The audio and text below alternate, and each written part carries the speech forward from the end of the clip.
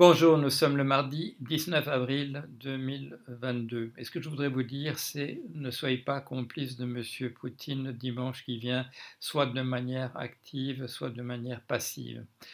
Je n'ai aucun respect particulier pour les politiques qu'a appliquées M. Macron durant son quinquennat.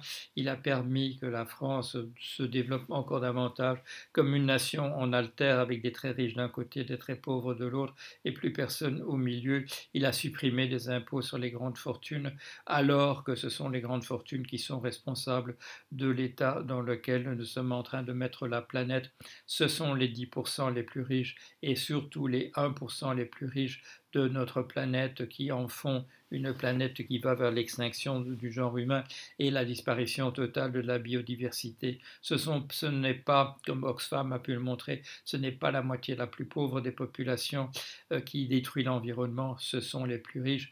Monsieur Macron s'identifie à eux et il les a encouragés. Quand une jacquerie est apparue dans son pays en raison de ces disparités, en raison de ces inégalités, en raison de ces injustices, il n'a sans doute pas appliqué lui-même une politique répressive, mais il a laissé d'autres le faire en son nom, qui a estropié, mutilé un certain nombre de personnes, qui n'a pas suggéré en réalité cette protestation dans la population.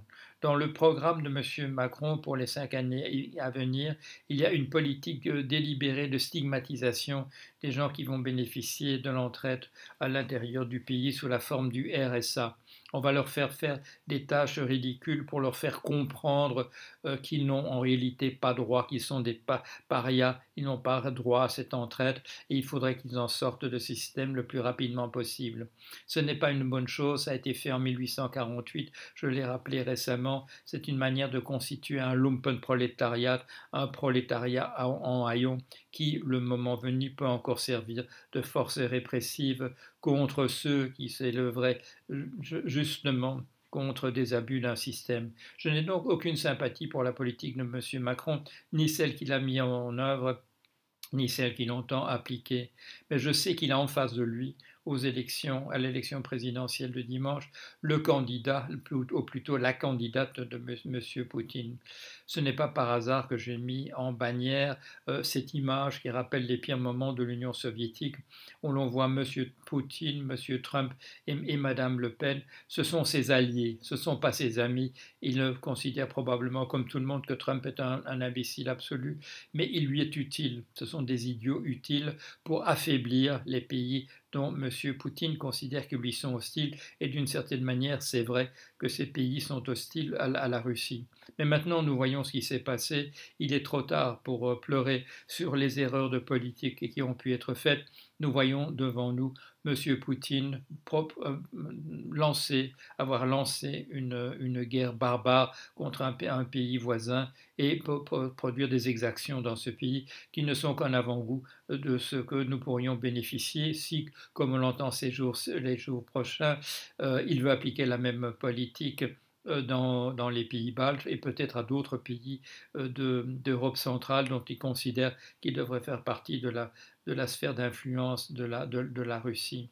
Ne dites pas entre la peste et le choléra, je ne choisis pas, parce que du choléra, on peut encore échapper. À la peste, on n'échappe pas. Ne pratiquez pas la politique du pire en disant ils verront bien, ça va leur donner une bonne leçon si je vote pour Le Pen ou si je m'abstiens et en m'abstenant, je permets sa venue au pouvoir. C'est ceux qui bénéficieront, selon vous, de cette bonne leçon, ce sera probablement vous-même, ce sera probablement vos proches. Oui, vous serez les premières victimes de ce régime dont vous ne voulez absolument pas. On l'a déjà vu appliquer dans d'autres pays et ça conduit, le mot de catastrophe n'est même pas assez fort pour décrire ce à quoi ça conduit. Ne faites pas cette politique du pire, vous en seriez, vous et vos proches, les premières victimes. Dimanche, pensez bien à la chose suivante, qu'il faut voter. Il faut voter absolument pour faire barrage à Madame Le Pen. Ne dites pas en juin, j'irai voter de manière pour un parti progressiste et j'annihilerai le pouvoir dont dispose Madame Madame Le Pen. Ce n'est pas comme cela que cela marche. La France a un régime présidentiel. Madame Le Pen peut agir par décret jusqu'au mois de juin et au moment où vous irez voter pour un parti progressiste, l'Assemblée nationale n'aura plus aucun pouvoir. Ce pouvoir lui aura été de fait retiré. Vous arriverez après la bataille, vous arriverez bien trop tard. Alors, dimanche, allez voter. Ne votez pour le choléra, ne votez pas pour la peste, mais allez voter parce que, comme je vous le dis, il faut que nous nous retrouvions, que nous soyons ensemble après cette élection présidentielle, pas simplement comme un pays que M. Poutine a voulu affaiblir et qu'il aura réussi à affaiblir davantage. Le moment viendra en juin de se manifester, de voter pour un parti qui essaiera de rétablir ce système, qui essaiera de renverser la vapeur, qui enlèvera aux riches ces privilèges qui leur permettent de détruire non seulement la planète autour de nous, mais toute la biodiversité, tout ce que les êtres humains peuvent faire, qui provoquerait véritablement l'extinction du genre humain. Et nous allons très très vite dans cette direction-là. Mais ne confondez pas dimanche avec le mois de juin. Allez voter pour le choléra contre la peste. Il s'agit d'abord de survivre, d'arriver jusqu'au mois de juin. Merci.